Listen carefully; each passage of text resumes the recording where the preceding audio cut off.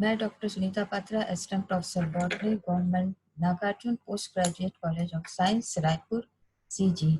आज मेरा प्रेजेंटेशन का टॉपिक है cryopreservation and germplasm storage. सबसे पहले हम देखते हैं कि इंट्रोडक्शन। कभी भी हम जो टॉपिक पढ़ते हैं या एग्जामिनेशन के लिए तैयार करते हैं तो उसके लिए हम सिनॉप्सिस बनाते हैं। तो सिनॉप्सिस में हम पहले लिखेंगे mechanism of cryo preservation. Cryo preservation के मैकेनिज्म में सबसे पहला आता है सिलेक्शन ऑफ मटेरियल, उसके बाद addition of cryoprotectant, freezing, storage, reculturing, उसके बाद measurement of viability, plant growth and regeneration और फिर एप्लीकेशन। इतने पॉइंट्स आपके टॉपिक में कवर होने चाहिए। तो इंट्रोडक्शन से शुरुआत करते हैं। क्रायो प्रिजर्वेशन होता क्या है?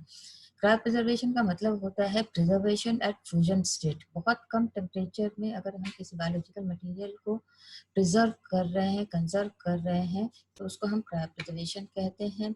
जैसे सॉलिड कार्बन डाइऑक्साइड के थ्रू -79 डिग्री सेंटीग्रेड पर प्रिजर्व किया जा सकता है, या डीप फ्रीजर में -80 डिग्री सेंटीग्रेड पर, वेपर फेज ऑफ नाइट्रोजन में 150 डिग्री सेंटीग्रेड पर, और लिक्विड नाइट्रोजन में हम इसको 196 डिग्री सेंटीग्रेड पर भी बायोलॉजिकल मटेरियल को प्रिजर्व कर सकते हैं।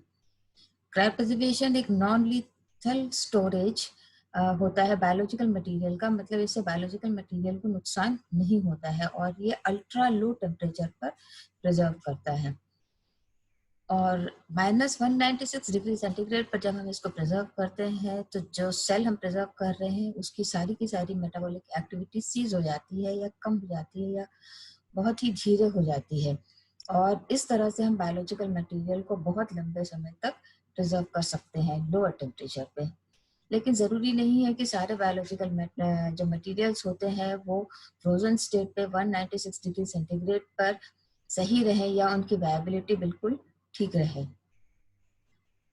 यहाँ पर हम देखते हैं उन प्लांट्स का क्रायो प्रिजर्वेशन में हम उन प्लांट्स के जर्म प्लाज्म को प्रिजर्व करते हैं लोअर टेम्परेचर पे जिनकी की वैल्यू बहुत ज़्यादा है या उसमें नॉर्मल सीड प्रोड्यूस करने की क्षमता नहीं है, या ऐसे क्रॉप प्लांट्स जैसे रूट क्रॉप्स हुए, ट्यूबर क्रॉप्स हुए, या ऐसे प्लांट जो कि रिकैल्सिट्रेंट सीड प्रोड्यूस करते हैं। रिकैल्सिट्रेंट सीड्स का मतलब वो सीड्स होते हैं जो जिनको कि ड्राई करते समय उनकी वायबिलिटी खत्म हो जाती है या उनको ड्राई करके हम बहुत समय तक नहीं रख सकते। तो इस रिकैल्सिट्रेंट सीड्स को हम क्रायो प्रिजर्वेशन की तरह से हम उसका जर्म प्लाज्म स्टोरेज कर सकते हैं, या ऐसे सीड जिनका कि स्टोर करना डिजायरेबल नहीं होता है।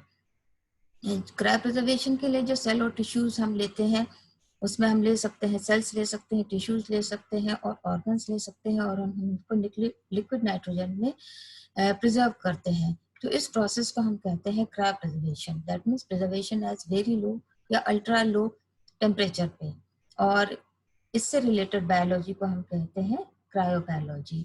तो क्योंकि हम जर्म प्लाज्म को स्टोर करने वाले हैं क्रायो प्रिजर्वेशन या लो टेम्परेचर के प्रोसीजर से, तो हमको ये भी जानना जरूरी है कि जर्म प्लाज्म क्या होते हैं। तो बेसिकली जर्म प्लाज्म क्या होता है? It broadly refers to the total gene content.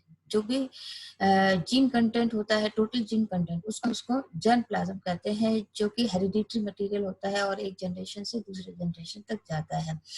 It is also known as the collection of genetic resources of an organism. इसको भी हम जर्म प्लाज्म कहते हैं। जर्म प्लाज्म को हम जैसे सीड्स के फॉर्म में स्टोर कर सकते हैं कन्वेंशनल मेथड में, या पौधों को नर्सरी में भी हम कंजर्व करते हैं और उसको भी जर्म प्लाज्म कंजर्वेशन कहा जाता है। कन्वेंशनल मेथड में जब हम जर्म प्लाज्म स्टोर करते हैं तो उससे हमको बहुत सारे नुकसान हो सकते हैं, जैसे पेस्ट के थ्रू, पैथोजेंस के थ्रू, या क्लाइमेटिक कंडीशंस के थ्रू, या कई बार नेचुरल डिजास्टर आते हैं तो उससे हमको जर्म प्लाज्म का नुकसान हो सकता है। तो जनरली जर्म प्लाज्म स्टोरेज जो किया जाता है ये दो तरह से किया जाता है। पहला है इन सीटू प्रिजर्वेशन, जो कि नेचुरल एनवायरनमेंट में किया जाता है उसके, और दूसरा होता है एक्स सीटू प्रिजर्वेशन। तो एक्स सीटू प्रिजर्वेशन में हम जैसे कि इन विट्रो कल्चर्स हुआ, या सीड्स, या डीएनए स्टोरेज, या पॉलन स्टोरेज, या जिसको कि हम कहते हैं फील्ड जीन बैंक, या बॉटनिकल गार्डन्स के रूप में हम एक्स सीटू प्रिजर्वेशन करते हैं। आज हम देखेंगे कि जर्म प्लाज्म को क्रायो प्रिजर्वेशन की मेथड से किस तरह से प्रिजर्व किया जाता है। तो यहाँ पर क्रायो प्रिजर्वेशन में जो जर्म प्लास्ट होता है उसको हम बहुत लो टेम्परेचर में लिक्विड नाइट्रोजन की सहायता से हम इसको प्रिजर्व करते हैं। तो क्रायो प्रिजर्वेशन में हम लिक्विड नाइट्रोजन ही क्यों लेते हैं? इसके कई कारण हैं। जैसे पहला है कि ये केमिकली इनर्ट होता है, कंपैरेटिवली लो कॉस्ट पड़ता है हमको, नॉन टॉक्सिक होता है, विषैला नहीं होता है, और नॉन इन्फ्लेमेबल मतलब जलनशील भी नहीं होता है, और हमको इजीली अवेलेबल होता है। इसके कारण हम लिक्विड नाइट्रोजन यूज करते हुए क्रायो प्रिजर्वेशन के मेथड से जर्म प्लाज्म को स्टोर करते हैं। अब किसी भी प्लांट का जब हम कर्न प्लाज्म या टिश्यू या हम सेल्स लेते हैं, उसका जब हम स्टोरेज करते हैं तो उसका सर्वाइवल एट -196 डिग्री सेंटीग्रेड उसके मॉर्फोलॉजी और फिजियोलॉजिकल कंडीशन पर डिपेंड करता है कि फ्रीजिंग से पहले उसकी मॉर्फोलॉजी और फिजियोलॉजिकल कंडीशंस क्या थी। तो जनरली फ्रीज करने के लिए जो हम मटेरियल यूज करते हैं प्लांट का, वो एपाइकल लैटरल मेरिस्टम हो सकता है, प्लांट ऑर्गन हो सकता है, सीड्स हो सकते हैं, प्रोटोप्लाज्म, कैलस एक्सेट्रा। इन सब प्लांट मटेरियल्स को हम ले सकते हैं, या अलग अलग प्रकार के टिश्यूज को भी हम फ्रीज कर सकते हैं। जनरली जब हम लेते हैं तो कैसा होना चाहिए मटेरियल? छोटा होना चाहिए, यंग होना चाहिए, रिच इन साइटोप्लाज्म, और मेरिस्टेमेटिक सेल जो है बहुत अच्छी तरह से सर्वाइव करते हैं। इनका हम क्रायो प्रिजर्वेशन बहुत अच्छे से कर सकते हैं। उनके बनिस्बत जो कि सेल्स जो है वो हाईली वैक्यूलेटेड होते हैं, जिसमें बहुत ज्यादा मात्रा में रिक्तिकाएं होती हैं। और सबसे अच्छा क्रायो प्रिजर्वेशन देखा गया है ऐसे कैलस का जो कि सब कल्चरिंग एक या दो हफ्ते सब कल्चरिंग के बाद, जहाँ पर कि रैपिडली डिवाइडिंग कैलस सेल्स होंगी, उनका अगर हम क्रायो प्रिजर्वेशन करते हैं तो हमको बहुत अच्छे रिजल्ट्स मिलते हैं। नाउ अब हम देखते हैं what are the different steps in cryopreservation. कौन कौन से स्टेप्स होते हैं क्रायो प्रिजर्वेशन के दौरान, जिसके द्वारा हमको गुजरना होता है। तो सबसे पहला स्टेप है सिलेक्शन ऑफ प्लांट मटेरियल, दूसरा है प्री ग्रोथ, तीसरा है एडिशन ऑफ क्रायो प्रोटेक्टेंट्स, चौथा है वेट्रिफिकेशन, फिर आता है क्रायो प्रोटेक्टिव डिहाइड्रेशन, फिर आता है एनकैप्सुलेशन एंड डिहाइड्रेशन। उसके बाद फ्रीजिंग के लिए हम जाते हैं। फ्रीजिंग में 3 मेथड्स होती हैं, रैपिड फ्रीजिंग, स्लो फ्रीजिंग और स्टेप वाइज फ्रीजिंग। फ्रीजिंग के बाद फिर हमको जाना होता है स्टोरेज में। स्टोरेज में हम कई समय तक इसको रख सकते हैं -196 डिग्री सेंटीग्रेड पर, लेकिन जब हमको फिर से रीग्रोथ करना होता है तो एक विशेष स्टेप आती है जिसको कि हम कहते हैं थॉइंग। थॉइंग के बाद हम आते हैं डिटर्मिनेशन ऑफ सर्वाइवल, मतलब थॉइंग के बाद हम दोबारा रीजनरेट करना चाह रहे हैं तो क्या उसमें वायबिलिटी है, या वो सर्वाइव कर रहा है, या कि वो रीजनरेट हो सकता है कि नहीं, ये हमको चेक करना होता है। और इसके बाद प्लांट का ग्रोथ और रीजनरेशन हम करते हैं। तो एक एक करके सारे स्टेप्स को देखते हैं। पहला स्टेप है प्री ग्रोथ। प्री ग्रोथ का मतलब क्या है? हमको फ्रीजिंग के पहले प्लांट टिश्यूज को इस तरह से हमको डेवलप करना होता है कि जब हम -196 डिग्री सेंटीग्रेड या बहुत लो टेम्परेचर पर जा रहे हैं तो टिश्यू जो स्ट्रेस होगा इतने लो टेम्परेचर में उसको टॉलरेट कर सके प्लांट मटेरियल। तो इसके लिए हमको क्या करना होता है, हमको कुछ एडिटिव्स डालने होते हैं, जैसे प्रोलीन है, एब्सिसिक एसिड है, थ्रेलोज है। तो और फिर इसका हम क्या करते हैं, पार्शियल डिहाइड्रेशन करते हैं। पार्शियल डिहाइड्रेशन करने के लिए जनरली हम इसमें ऑस्मोटिकली एक्टिव कंपाउंड्स डालते हैं, जैसे कि DMSO डाइल मिथाइल सल्फोक्साइड, जिसका 1 से 5% होता है। जहाँ हम इसमें ले सकते हैं 1 मोलर सॉर्बिटॉल या 6% मैनिटॉल। 3 दिनों तक कल्चर को इसमें रखते हैं बिफोर फ्रीजिंग, फ्रीजिंग के पहले। या फिर हम इसमें ले सकते हैं 6% सॉर्बिटॉल 2 से 5 दिनों तक फ्रीजिंग के पहले। क्रायो प्रोटेक्टेंट्स क्या होते हैं? क्रायो प्रोटेक्टेंट्स बहुत ही इंपॉर्टेंट होता है कि क्रायो मतलब बहुत लो टेम्परेचर, बहुत लो टेम्परेचर में सेल और टिश्यूज डैमेज हो सकते हैं। तो इनको ये जो सब्सटेंसेस होते हैं, ये सब्सटेंसेस इनको बचाते हैं सेल के सर्वाइवल को। तो cryoprotectants are substances added to the freezing mixture to protect the cell. तो यहाँ पर जब हम फ्रीजिंग करने जा रहे हैं तो हम टिश्यू को तैयार करते हैं क्रायो प्रोटेक्टेंट्स के सहायता से, जिससे कि वो फ्रीजिंग कंडीशन को विथस्टैंड कर सके। और फ्रीजिंग कंडीशन क्या होती है? 196 डिग्री सेंटीग्रेड। ये क्रायो प्रोटेक्टेंट्स क्या होते हैं? क्रायो प्रोटेक्टेंट्स ये काम करते हैं एंटी फ्रीज, ये सेल की विस्कोसिटी बढ़ा देते हैं, फ्रीजिंग टेम्परेचर को लो कर देते हैं। और क्रायो प्रोटेक्टेंट्स जो है सेल के अंदर बहुत बड़े बड़े आइस क्रिस्टल बनने से भी रोकते हैं। क्योंकि सेल के अंदर पानी वाटर का कंटेंट होता है, और अगर हम लो टेम्परेचर पे सेल को लेके जाते हैं तो ये पानी जो है क्रिस्टल फॉर्म में आ जाता है, जो सेल को डैमेज करता है। तो क्रायोप्रोटेक्टेंट्स इन सब चीज़ों से सेल की रक्षा करते हैं। जो सबसे कॉमनली यूज़ क्रायोप्रोटेक्टेंट होता है प्लांट सेल्स के लिए, वो होता है डीएमएसओ या डाइलमिथाइल सल्फोक्साइड, और ये बहुत अच्छा इफेक्टिव प्रोटेक्टेंट के रूप में प्रूव हो चुका है। जनरली 5 से 10% डीएमएसओ और या फिर 10 से 20% ग्लिसरॉल जो वो एडिक्वेट होता है मटीरियल क्रायो प्रोटेक्शन के लिए। ड्यूरिंग फ्रीज सेल किस तरह से डैमेज होते हैं? सबसे पहले सेल के अंदर आइस क्रिस्टल का फॉर्मेशन होता है, जिससे सेल जो है वो डैमेज होते हैं। दूसरा, इंट्रासेलुलर कॉन्सेंट्रेशन, और क्योंकि डिहाइड्रेशन होती है इसमें, डिहाइड्रेशन होने के कारण जो सॉल्यूट्स है उसका कॉन्सेंट्रेशन बढ़ जाता है, और कई बार इतना ज्यादा बढ़ जाता है कि वो सेल के लिए टॉक्सिक होता है या विषैला होता है। अत्यधिक सॉल्यूट का कॉन्सेंट्रेशन होना भी सेल के लिए हानिकारक हो सकता है। इसी बीच में एक और प्रोसेस आती है जिसको कि हम कहते हैं विट्रिफिकेशन, जो कि एक बहुत ही इंपॉर्टेंट प्रोसेस होती है। विट्रिफिकेशन क्या है? सो विट्रिफिकेशन को हम इस तरह से डिफाइन कर सकते हैं, any process which results in the formation of glass is known as vitrification.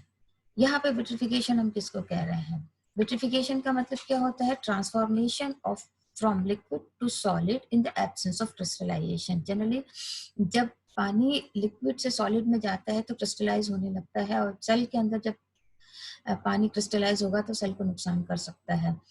तो यहाँ पर ट्रांसफॉर्मेशन हो रहा है लिक्विड से सॉलिड में, लेकिन विदाउट क्रिस्टलाइजेशन या with the absence of crystallization. तो जनरली विट्रिफिकेशन हम किस तरह से कर सकते हैं? इस प्रोसेस को करने के लिए सेल को प्रॉपरली धीरे धीरे फ्रीज करना पड़ता है, जिससे कि आइस का फॉर्मेशन ना हो। और क्योंकि ये इस कारण भी हो सकता है क्योंकि यहाँ पे सेल के अंदर डिहाइड्रेशन की वजह से कॉन्सेंट्रेशन ज्यादा होता है। Because of high concentration of aqueous solution, ice crystal का फॉर्मेशन नहीं हो पाता, और पानी जो है वो सॉलिडिफाई हो जाता है एमॉर्फस ग्लासी स्टेट में। तो इसी स्टेट को हम कहते हैं विट्रिफिकेशन। पानी का एमॉर्फस ग्लासी स्टेज में आना, सॉलिडिफाई होना, इसको हम विट्रिफिकेशन कहते हैं, जो कि एक बहुत ही महत्वपूर्ण प्रक्रिया है। नाउ डिहाइड्रेशन, डिहाइड्रेशन हम किस तरह से करते हैं? तो डिहाइड्रेशन हम क्या करते हैं कि जो प्लांट मटेरियल जिसको कि हमें आगे चल के प्रिजर्व करना है, इसको हम ग्रो जब करते हैं तो ऑस्मोटिकली एक्टिव कंपाउंड्स के प्रेजेंस में हम ग्रो करते हैं। ये ऑस्मोटिकली एक्टिव कंपाउंड्स क्या हो सकते हैं? पॉलियोल्स, शुगर्स या सिलिकल जेल हो सकते हैं। अगर प्रॉपर डिहाइड्रेशन हुआ है सेल का, तो वो इतने लो टेम्परेचर पे -196 डिग्री सेंटीग्रेड पर लिक्विड नाइट्रोजन की उपस्थिति में भी सेल जो है वो बायोबल रह सकते हैं, जिंदा रह सकते हैं। तो सेल जब डिहाइड्रेट होते हैं तो उस दौरान क्या होता है? सेल के अंदर का जो वाटर कंटेंट है वो कम हो जाता है। वाटर कंटेंट कम होने के कारण ऑस्मोटिक प्रेशर बढ़ जाता है। ऑस्मोटिक प्रेशर जहाँ बढ़ता है, फ्रीजिंग टेम्परेचर लो हो जाता है, और जिसके कारण विट्रिफिकेशन हो जाता है। विट्रिफिकेशन होने के बाद में जब हम लिक्विड नाइट्रोजन डालते हैं तो टिश्यूज है या कैलस है या जो सीड्स है, इसको सबसे पहले बहुत जरूरी होता है एनकैप्सुलेट करना, मतलब उसके चारों तरफ एक परत चढ़ाना। तो जो भी टिश्यूज जिसका कि हम प्रिजर्वेशन करना होता है, उसको सबसे पहले हम कैल्शियम एल्जिनेट का उसके ऊपर परत चढ़ाते हैं और छोटे छोटे बीड्स बना लेते हैं। तो और ये टिश्यूज जिनका कि हमको बीड्स बना रहे हैं, सबसे पहले हम उनको ऐसे मीडियम में ग्रो करते हैं जिसका कि सुक्रोज कंसंट्रेशन बहुत ज्यादा है। तो वो टिश्यूज या कैलस या ऑर्गन जिसका कि हमको क्रायोप्रिजर्वेशन करना है या जिसको आगे चल के हमको एनकैप्सुलेट करना है, उसको high concentration of sugar solution में हम इसको ग्रो कराते हैं। तो इस तरह के टिश्यूज जो होते हैं उनको आगे लिक्विड नाइट्रोजन के एक्सपोजर में क्रायो प्रोटेक्टेंट की जरूरत नहीं होती। अब इसके बाद आते हैं फ्रीजिंग। जिस तरह से किस तरह का क्रिस्टल या किस तरह का वाटर कंटेंट सॉलिडिफाई हुआ है सेल के अंदर, ये बहुत जरूरी होता है जानने के लिए कि ये सेल सरवाइव कर पाएंगे या नहीं कर पाएंगे। तो फ्रीजिंग प्रोसेस जो है वो बहुत इंपॉर्टेंट होती है, और हम अलग अलग तरह की 3 अलग अलग प्रोसीजर देखेंगे फ्रीजिंग के लिए। पहला है रैपिड फ्रीजिंग। रैपिड फ्रीजिंग में तुरंत फ्रीज किया जाता है बहुत कम समय में, जिसके कारण कि सेल के अंदर बहुत छोटे छोटे इंट्रासेलुलर आइस क्रिस्टल का फॉर्मेशन होता है। और यहाँ पे टेम्परेचर -300 डिग्री सेंटीग्रेड से -1000 डिग्री सेंटीग्रेड पर मिनट ये डिक्रीज किया जाता है, कम हो जाता है। और प्लांट मटेरियल को वाइल्स के अंदर रखते हैं और उसके बाद उसमें लिक्विड नाइट्रोजन में रख देते हैं। और ये मेथड जो है वो टेक्निकली बहुत ही सिंपल होती है, बहुत अच्छे से इसको हैंडल किया जा सकता है। पोटैटो, स्ट्रॉबेरी और ब्रासिका में रैपिड फ्रीजिंग का बहुत अच्छा एप्लीकेशन देखा गया है। दूसरी और इस रैपिड फ्रीजिंग के लिए हम ड्राई आइस भी यूज कर सकते हैं। दूसरी मेथड है slow freeze method. Slow freeze method में क्या करते हैं, जो टेम्परेचर होता है वो धीरे धीरे हम स्लोली फ्रीज करते हैं। फॉर एग्जाम्पल 0.1 डिग्री सेंटीग्रेड से -10 डिग्री सेंटीग्रेड तक हम धीरे धीरे इसको टेम्परेचर कम करते हैं और उसके बाद फिर हम इसको लिक्विड नाइट्रोजन में ट्रांसफर करते हैं। तो ये जो धीरे धीरे हम फ्रीज कर रहे हैं, इसका मतलब क्या होता है कि इस मेथड से हमको जो एक्स्ट्रा सेलुलर आइस फॉर्मेशन होता है, इंट्रासेलुलर मतलब सेल के बाहर आइस फॉर्मेशन हो रहा है, सेल के अंदर आइस फॉर्मेशन नहीं हो रहा है। इसके कारण स्लो फ्रीजिंग के मेथड हम यूज करते हैं, क्योंकि सेल के अंदर अगर आइस फॉर्मेशन हुआ तो वो सेल को नुकसान कर सकता है। स्लो फ्रीजिंग के मेथड जो है वो पीस, पोटैटो, कसावा और स्ट्रॉबेरीज में देखी गई थी। इनके टिश्यूज को लेकर स्लो फ्रीजिंग मेथड का टेस्ट किया गया था। इसी तरह से तीसरा मेथड जो है वो है step wise freezing. Step wise freezing में रैपिड फ्रीजिंग और स्लो फ्रीजिंग दोनों मेथड को कंबाइन किया गया है। सबसे पहले स्लो फ्रीजिंग मेथड के द्वारा -20 से -40 डिग्री सेंटीग्रेड तक इसको फ्रीज किया जाता है। उसके बाद थोड़ा एक स्टॉप पीरियड होता है, थोड़ी देर बाद 30 मिनट के लिए रोक दिया जाता है। उसके बाद फिर इसकी रैपिड फ्रीजिंग करते हैं -196 डिग्री सेंटीग्रेड पर लिक्विड नाइट्रोजन में डाल के।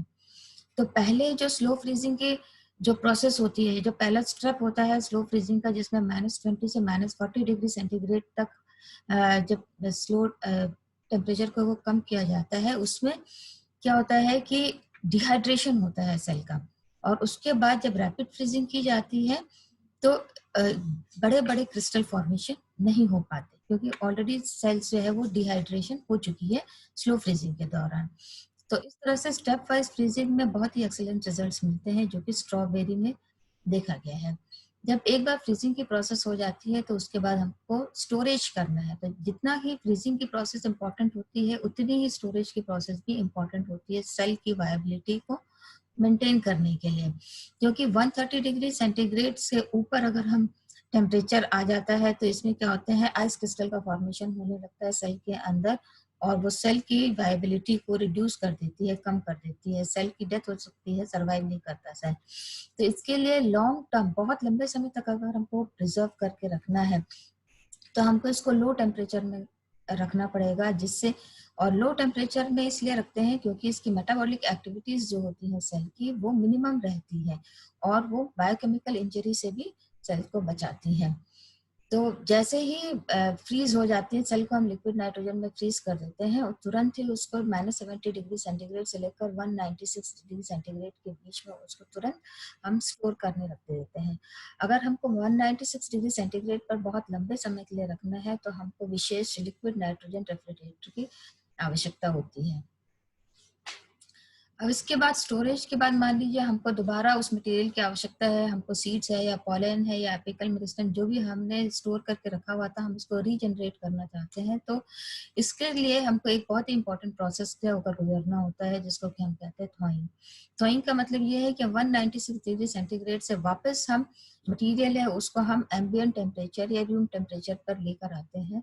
तो इसके लिए हम इसमें वाटर बाथ में 37 टू 40 डिग्री सेंटीग्रेड के वाटर, जहाँ पर वाटर का टेम्परेचर होता है, वहां पर हम मटेरियल को लेके जाते हैं और बार बार उसको हिलाते हैं। रिगरसली स्विलिंग का मतलब उसको हम हिलाते हैं 37 टू 40 डिग्री सेंटीग्रेड का जो वाटर बाथ है उसके अंदर। और जो एम्पिक्यूल है, मतलब हमने जो एनकैप्सुलेटेड मटेरियल जो लिखा हुआ है, उसको हम क्विकली एट रूम टेम्परेचर में फॉर 15 सेकेंड्स के लिए हम रखते हैं, ताकि वो एम्बिएंट टेम्परेचर में या रूम टेम्परेचर पे आ जाए। अब इसके बाद जब थॉइंग के बाद हमको क्या देखना है, हमको रीजनरेशन करना है। तो रीजनरेशन करने के लिए सबसे पहले जरूरी है कि हम देखें कि सर्वाइवल रेट या वायबिलिटी कितनी है, जो प्लांट मटेरियल हमने जो क्रैप प्रिजर्व करके रखा हुआ था। तो अगर मटेरियल रीग्रोथ करता है तो वही सबसे रियलिस्टिक मेथड होती है सर्वाइवल टेस्ट करने की। तो वायबिलिटी ऑफ जो फ्रीज सेल्स हैं उनको हम टेस्ट कर सकते हैं FDA फ्लोरेसिन स्टेनिंग के द्वारा हम कर सकते हैं, या triphenyl tetrazolium chloride TTC testing, ये जनरली वायबल सेल्स को स्टेन करती है।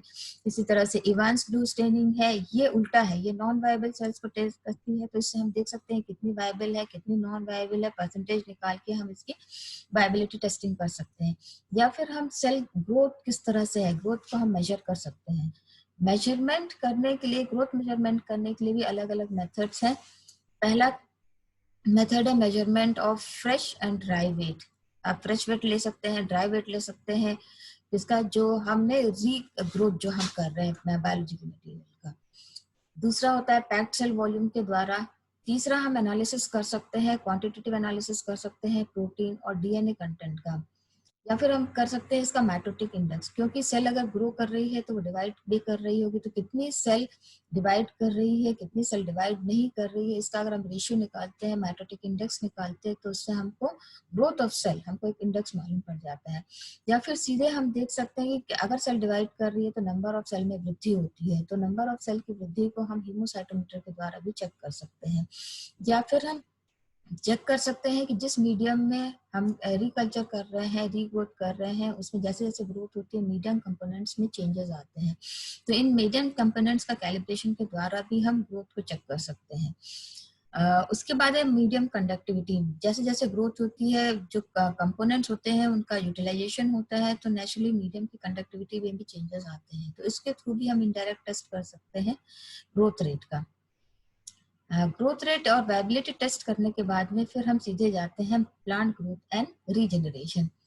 क्योंकि हमने प्लांट सेल्स को क्या किया है, -196 डिग्री सेंटीग्रेड टेम्परेचर पर बहुत समय तक रखा हुआ है, तो प्लांट को फ्रीजिंग से, डिहाइड्रेशन से और थॉइंग से होकर गुजरना पड़ता है, और इन सब में बहुत सारे बायोफिजिकल चेंजेस सेल्स में देखे जा सकते हैं।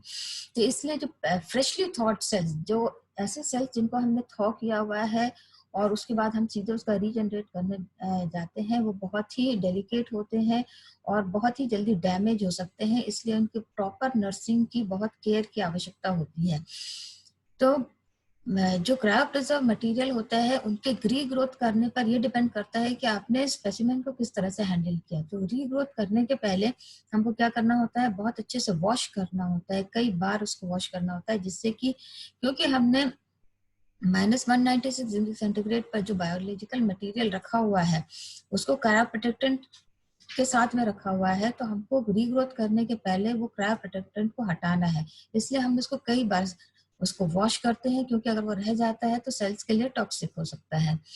दूसरा, हम जब रीग्रोथ करते हैं तो मीडियम में, क्योंकि ये काफी डेलिकेट मटेरियल होते हैं, फ्रेशली थॉट सेल्स, तो इनमें हमको स्पेशल एडिटिव्स मिलाने होते हैं, और साथ में ये भी देखना होता है कि जो फिजिकल या एनवायरमेंटल कंडीशन हम दे रहे हैं जिससे कि सेल्स एक्सपोज होंगे, मेनली वो सेल्स जो कि अर्ली स्टेज ऑफ रीग्रोथ है, ये बहुत ज्यादा इंपॉर्टेंट होती है। तो फिजिकल एनवायरमेंटल कंडीशन ऑप्टिमम मिलना चाहिए और हमको केयरफुली करना चाहिए, नहीं तो इस स्टेज में बहुत ज्यादा वायबिलिटी लॉस होती है। तो इस तरह से हम देख सकते हैं ये पूरी प्रोसेस है क्रायो प्रिजर्वेशन की। यहाँ पर कल्चर रखा हुआ है स्टैंडर्ड कंडीशंस में, यहाँ पर हमने डिसेक्टेड टिप्स लिया है जिसको कि हम क्रायो प्रिजर्व करने वाले हैं। सबसे पहले हम इसको प्री ग्रोथ करते हैं, जिसमें 5% DMSO 2 दिन के लिए, उसके बाद 10% DMSO कल्चर मीडियम में डाल के हम इसको रखते हैं। यहाँ से या तो आप सीधे यहाँ पर लिक्विड नाइट्रोजन में आप लेके फ्रीज कर सकते हैं। उसके बाद यहाँ पर थॉइंग हो गया, जब अगर हमको रीजनरेट करना है 25 डिग्री सेंटीग्रेड पर, और थॉइंग करने के बाद में हम इसमें रीजनरेट कर सकते हैं, प्लांट को रिकल्चर कर सकते हैं। दूसरा मेथड ये है कि यहाँ पर हम यहीं से हम जाएंगे, कल्चर स्टैंडर्ड लिया, डिसेक्टेड शूट लिए, उसको सबसे पहले 5% DMSO के साथ में 2 दिन तक कल्चर कराया, उसके बाद 10% DMSO कल्चर मीडियम में डाला, then will go for 0.5 degree centigrade for 1 minute, और उसके बाद फिर हम कल्चर मीडियम में यहाँ पर लिक्विड नाइट्रोजन में हम फ्रीज करते हैं, और उसके बाद हम स्टोर करेंगे लिक्विड, यहाँ पर लिक्विड नाइट्रोजन के बाद हम इसको स्टोर करेंगे। और उसके बाद अगर हमको रीजनरेट या रिकल्चर करना है क्रायो प्रिजर्व मटेरियल को, तो सबसे पहले हमको क्या करना होगा, थॉ करना है गर्म पानी में, और उसके बाद हम इसको कल्चर मीडियम में जाके रिकल्चर कर सकते हैं। तो अब इसके एप्लीकेशंस क्या है क्रायो प्रिजर्वेशन के लिए। तो इसमें जैसे मेरिस्टम्स हैं, एंथर्स हैं, पॉलन ग्रेन्स हैं, एम्ब्रियो है, इसको बहुत समय के लिए अगर हमको प्रिजर्व करके रखना है, जर्म प्लस स्टोरेज करना है, तो ये एक आइडियल मेथड है क्रायोप्रिजर्वेशन। दूसरा, हमको ऐसे प्लांट्स जो कि डिजीज फ्री प्लांट्स को है, उनको हम कंजर्व करके और फिर बाद में आगे इसको प्रोपगेट या मल्टीप्लाई कर सकते हैं। कई सीड्स ऐसे होते हैं जो रिकैल्सिट्रेंट्स होते हैं, जैसे कि हमने पहले भी बताया था, ऐसे सीड्स जिनको कि हम ड्राई करके बहुत समय तक नहीं रख सकते क्योंकि इनकी वायबिलिटी खत्म हो जाती है। तो इस सब के लिए क्रायो प्रिजर्वेशन बहुत ही अच्छी प्रोसेस है। उसके बाद एंडेंजर स्पीशीज या मेडिसिनल स्पीशीज को अगर हमको कंजर्व करना है, कोई वैरायटी बहुत रेयर है और इसका जर्म प्लाज्म स्टोर करना है, तो उसके लिए क्रायो प्रिजर्वेशन बहुत ही अच्छी प्रोसेस है। बहुत रेयर जर्म प्लाज्म है या हमने कुछ इस तरह से जेनेटिक मैनिपुलेशन करके हमने जो प्लांट्स रखे हैं उसका जर्म प्लाज्म अगर हमको स्टोर करना है, तो भी क्रायो प्रिजर्वेशन के द्वारा किया जा सकता है। फ्री स्टोरेज सेल कल्चर्स को अगर हमको फ्री स्टोरेज करना है, कुछ विशेष प्रकार के सेल लाइन्स को स्टोर करना है, तो वो भी क्रायो प्रिजर्व की जा सकती है और इस तरह से हम सीड बैंक्स और जीन बैंक्स बना सकते हैं क्रायो प्रिजर्वेशन के द्वारा। तो ये था क्रायो प्रिजर्वेशन। क्या होता है मेथड, जर्म प्लाज्म क्या होता है और क्या क्या मेथड होती है क्रायो प्रिजर्वेशन की। तो ये मटेरियल आपको इसका जो थ्योरी है वो आप देख सकते हैं plant biotechnology by H S Chawla, PK Gupta, textbook of